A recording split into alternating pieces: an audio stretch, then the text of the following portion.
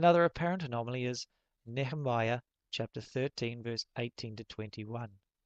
Did not your fathers do the same, so that our Elohim brought all this evil on us and on this city?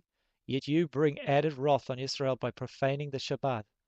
And it came to be, at the gates of Jerusalem, as it began to be dark before the Shabbat, that I commanded the gates to be shut, and commanded that they should not be opened till after the Shabbat. And I stationed some of my servants at the gates, so that no burdens would be brought in on the Shabbat day. And the merchants and sellers of all kinds of wares spent the night outside Jerusalem once or twice. And I warned them and said to them, Why do you spend the night around the wall? If you do so again, I lay hands on you. From that time on they came no more on the Shabbat. As it began to be dark before the Shabbat, could infer that Sabbath starts when the sun goes down, but does not have to be the case. Against the weight of all other scripture, it would be foolish to base your Sabbath on this one verse. In fact, it was customary to close the gates at night, and earlier in Nehemiah we see why they were closing the gates. Nehemiah chapter 7 verse 3 records, And I said to them, Let not the gates of Jerusalem be opened until the sun is hot. And while they are standing by, let them shut the doors and bolt them, and appoint guards from among the inhabitants of Jerusalem, each at his post, and each in front of his own house. Nehemiah had ordered them to shut the gates at night anyhow, and were not to be opened until the sun was hot. And as we see from the context of the scripture, Nehemiah did not want the Sabbath profaned by merchants carrying in their wares and selling them on the day of rest. The merchants undoubtedly traveled on the sixth day and arrived toward the end of the day, so Nehemiah simply shut the gates on them. Notice also in the text, Why do you spend the night around the wall? If you do so again, I lay hands on you. Laying hands on someone, obviously forcefully, is not something one would do on the Sabbath, which tends to infer that the evening they arrived was not when the Sabbath commenced. There are also a great number of scriptures that declare uncleanness till evening, and certain events taking place before evening that could add to the error of assumption that a day starts in the evening. None of these scriptures actually state this, and it is common sense to be made clean at evening, so that persons may come into the camp to spend the night, as it was unlawful for an unclean person to come into the camp. More importantly, if the next day were a Sabbath, an individual would not be able to participate in any Kodesh assembly and would have to wait for the next evening. Some see evidence that this is how the Pharisees, instituting an evening to evening day, created a fence law around this. It was for this reason that dead bodies were removed before evening. See Joshua chapter 8 verse 29 and Mark 15 verse 42, and that it was commanded in the Torah, Deuteronomy 21 verse 23, but not because it was the start of a new day. Some may use the excuse that starting the day in the morning is based on sun worship, but this is an invalid argument, and the same can be said about evening start being based on moon worship, since moon worship is equally as ancient as sun worship. In fact, looking at many historical commentaries, it appears that the Israelites inherited lunar observance from the Babylonians, who revered the moon above the sun, and that it was more mysterious at night. It is also interesting to note that the phrase night and day appears 13 times in Scripture, yet the phrase day and night appears 28 times, twice as many.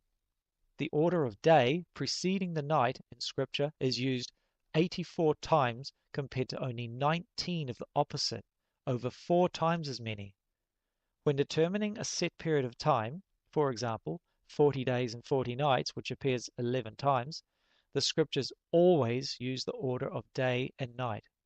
Why would the Scriptures record a count of days starting with the day if a day starts with a night? Notice the order of the natural processes that Yahweh has ordered. Genesis chapter 8 verse 22. As long as the earth remains, seed time and harvest, and cold and heat, and winter and summer, and day and night shall not cease. This is what Yahweh has to say about the order of the day and night. Jeremiah chapter 33 verse 20 to 21. Thus said Yahweh, if you could break my covenant with the day, and my covenant with the night, so that there be not day and night in their season, then my covenant could also be broken. Continuing verse 25 to 26, thus said Yahweh, if my covenant is not with day and night, and if I have not appointed the laws of the Shamayim and the earth, then I would also reject the descendants of Yaakov. So far we have examined the scriptures from which should come all our doctrine, but it is also interesting to delve into some of the studies of historians and commentaries which can confirm what we have read. Quote, "The night time is considered as belonging to the preceding period of daylight. From this there developed the meaning of day in the sense of the cycle made up of one period of daylight and one period of darkness, or according to our modern reckoning, 24 hours. From the natural viewpoint, the 24-hour day begins at sunrise. However, beside this conception there arose another idea of the 24-hour day, according to which this daily period began at sunset. It was no doubt the lunar calendar of the Jews which gave rise to this viewpoint. Although the earlier computation did not die out completely, the custom of considering the day as beginning at sunset became general in later Jewish times." Both these quotes from the Encyclopedic Dictionary of the Bible, page 497. There can be no doubt that in pre-exilic times the Israelites reckoned the day from morning to morning. The day began with the dawn and closed with the end of the night following it. Jacob Zalel Lauterbach, Rabbinic Essays, Cincinnati Hebrew Union College Press, 1951, page 446. To the light he gives the name day, to the darkness the name night. Thus the work of the first day, reckoned probably from morning to morning, is accomplished. The period of light is followed by evening and darkness, which comes to an end with the next morning, when the second day begins. Peake's Commentary on the Bible, page 136.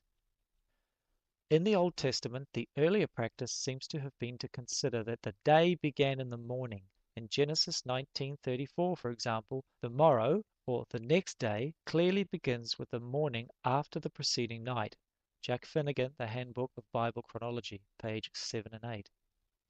In earlier traditions, a day apparently began at sunrise. For example, Leviticus 7:15-17, Judges 19, verse 4-19. Later, its beginning was at sunset and its end at the following sunset. This system became normative and is still observed in Jewish tradition, where, for example, the Sabbath begins on Friday evening at sunset and ends Saturday at sunset. Oxford Companion to the Bible, page 744.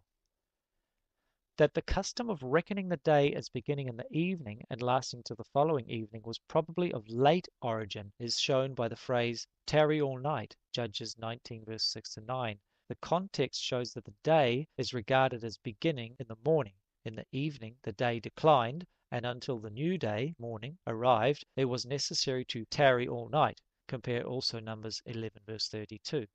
International Standard Bible Encyclopedia. It is also interesting that according to the Karaite historian Al-Kirisan I, the dissident Meswi al-Akbari broke from traditional rabbinical Judaism in an attempt to get back to the original religion and began the reckoning of the day from sunrise. The Itinerary of R. Benjamin of Tudela, 9, 5-8, Grut Adler, 1904, page 23. Among the Greeks, the day was reckoned from sunset to sunset. Handbook of Chronology, page 8. Among the ancient Israelites, as among the Greeks, the day was reckoned from sunset to sunset. This was the custom also of the Gauls and ancient Germans, and was probably connected originally with the cult of the moon. There is, however, evidence that this was not the custom at all times. Delitzsch in Dillman's commentary on Genesis 1:5. Early in the Old Testament period, when Canaan was under Egypt's influence, the day started at sunrise. Later, perhaps under Babylonian influence, the calendar seems to have changed. The day began at moonrise, 1800 hours, and a whole day became an evening and a morning. Lyon Encyclopedia of the Bible, page 163. The Israelites, like the Babylonians, counted their days from sunset to sunset. NIV Study Bible, page 707.